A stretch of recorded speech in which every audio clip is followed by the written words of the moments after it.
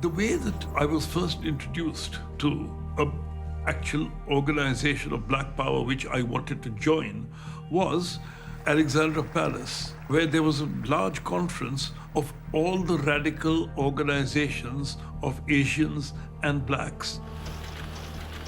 Althea Jones. To us Black people, this theme.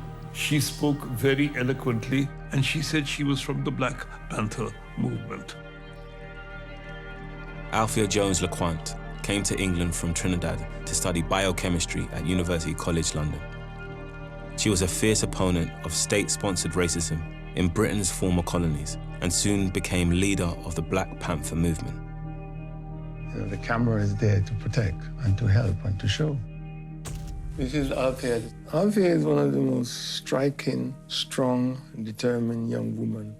In spite of protests from large sections of the British population, your government is prepared to continue supporting the racism and repression that the South African regime represents.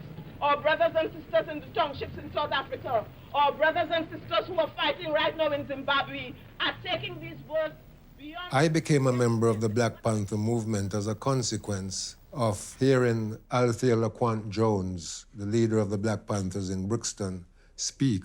She was bright, she was articulate, and I decided I wanted to go to meetings to find out more about this Black Panther movement.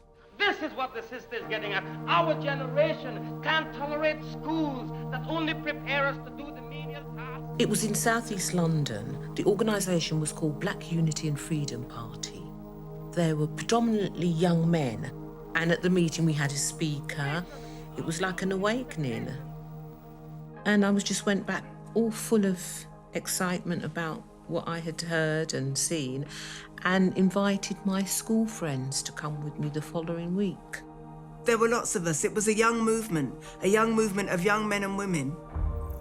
There were the Fasimbas, there was the Black Liberation Front, Black Panthers. I came to join the Black Unity and Freedom Party because I was ready to join a movement. We need more black symbols. Black Tories. March 1970, I joined a Black Power organisation, the Fasimbas. I walked into the room and I saw a sea of black faces. The first time I'd experienced that. I was overwhelmed. The best armor we have against the prejudice. Listen to the speakers speak, say we've been exploited for centuries, now time for us to unite. He said, black power, black power, black power. I felt the hairs on the back of my neck stand up. I found something I could belong to, something I could believe in. It was black people standing up for the first time in a way that was extremely militant. It wasn't begging, it wasn't trying to show we were equal. It was saying we know we're equal and we're not putting up with it. That's the attraction for all of us.